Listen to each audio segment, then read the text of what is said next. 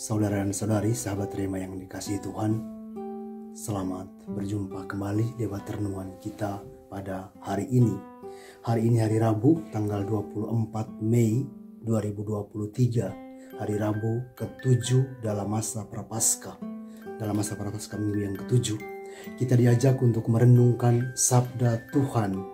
Bacaan pertama yang akan kita renungkan sebagai landasan firman hari ini adalah dari Kisah Para Rasul bab 20 ayat 28 sampai dengan 38. Itu kisah tentang bagaimana Santo Paulus menasihati umat atau jemaat di Efesus untuk hidup dalam kesatuan iman, hidup akan Kristus dan bertahan dalam penderitaan.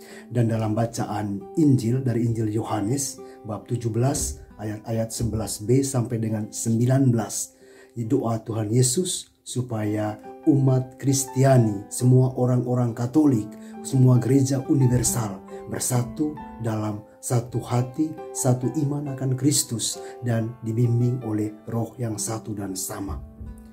Tema yang coba saya tawarkan untuk kita renungkan dalam bacaan-bacaan hari ini adalah semoga mereka menjadi satu sama seperti kita.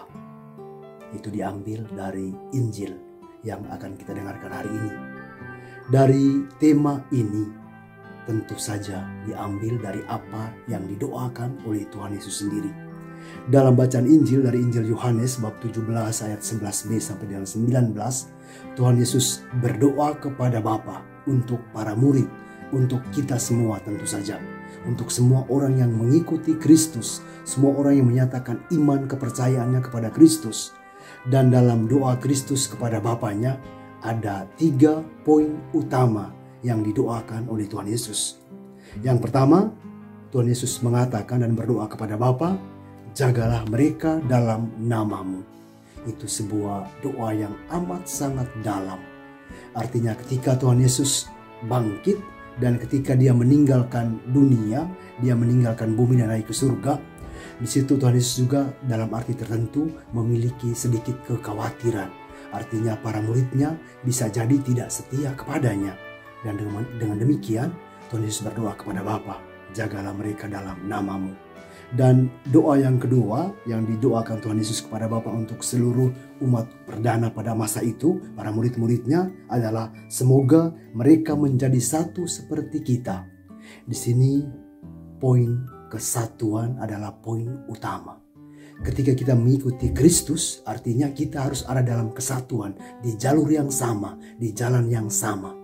Dan sebenarnya secara logis, ketika kita merenungkan antara baik dan buruk, antara roh baik dan roh jahat, roh baik pasti akan selalu menyatukan.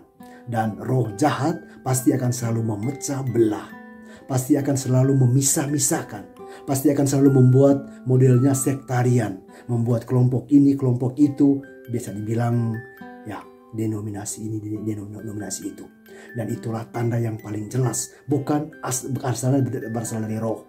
Roh yang baik pasti akan menyatukan, pasti akan meneguhkan dan membuat kita semakin mantap dalam iman kepada Kristus. Kita semakin mantap mewartakan Kristus dalam kesatuan karena kita adalah tubuh Kristus. Kristus sebagai kepala, kita sebagai anggota. Setiap anggota yang terpisah dari badan, dari kepala, artinya sama saja dengan sia-sia, akan putus dan akan mati, akan hilang, akan kering. Dan poin yang ketiga yang Tuhan Yesus doakan adalah kuduskanlah mereka dalam kebenaran, sabdamu adalah kebenaran. Kita bisa bertanya, apa makna dibalik doa ini? Kuduskanlah mereka dalam kebenaran, sabdamu adalah kebenaran. Yang jelas bagi kita, pesan Injil, doa Tuhan Yesus dalam poin yang ketiga ini adalah supaya kita hidup kudus di hadapan Allah. Tentu saja kita berpikir, kita juga merefleksi, kita juga merenungkan, tidak ada satupun manusia yang sempurna. Tetapi dengan iman kita akan Kristus, kita percaya kita juga melangkah menuju ke kesempurnaan.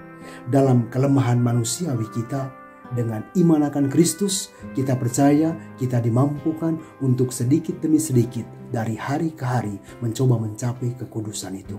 Kekudusan tidak hanya milik orang-orang kudus, atau kita bisa bilang milik para biarawan, biarawati dan seterusnya. Kekudusan adalah upaya yang kita perjuangkan adalah ide yang coba kita wujudkan dalam kehidupan sehari-hari. Kita semua sebagai pengikut Kristus melangkah menuju ke arah kekudusan itu. Seperti Tuhan Yesus juga mengatakan, hendaklah kamu sempurna sebagaimana Bapa dan aku yang adalah sempurna. Kita menjadi kudus, menjadi sempurna dalam nama Tuhan Yesus. Dan untuk itu tidak ada yang mustahil. Dalam kelemahan kita mencoba untuk bangkit, menguatkan hati kita sendiri untuk melangkah menuju kekudusan itu. Dengan demikian, 3 poin doa Tuhan Yesus hari ini tentu saja meneguhkan iman kita. Tentu saja menguatkan langkah kita untuk semakin optimis, untuk semakin hari semakin meyakini bahwa Kristus menyertai kita. Dengan rahmat-Nya, Dia menguatkan kita untuk menjadi berkat bagi orang lain. Dalam hal ini, pertama-tama kita mencoba untuk menguduskan diri kita sendiri, keselamatan bagi diri sendiri, dan dengan diri kita sendiri, kita mencoba untuk ekspresikan, bagikan kepada semakin banyak orang, mulai dari yang ada di sekitar kita. Hari Minggu kita merayakan Pentakosta, hari turunnya Roh Kudus yang dijanjikan oleh Kristus. Dan kita percaya, kita yakin, kita imani bahwa Roh Kudus juga akan menyatukan kita sebagaimana doa Tuhan Yesus yang kita dengar dalam bacaan Injil hari ini. Kemuliaan kepada Bapa dan Putra dan Roh Kudus, seperti pada permulaan, sekarang, selalu, dan sepanjang segala abad. Amin.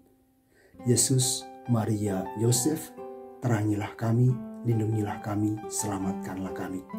Berkat Allah yang Maha Kuasa tercurah melimpah atas kita semua, dalam nama Bapa dan Putra dan Roh Kudus. Amin.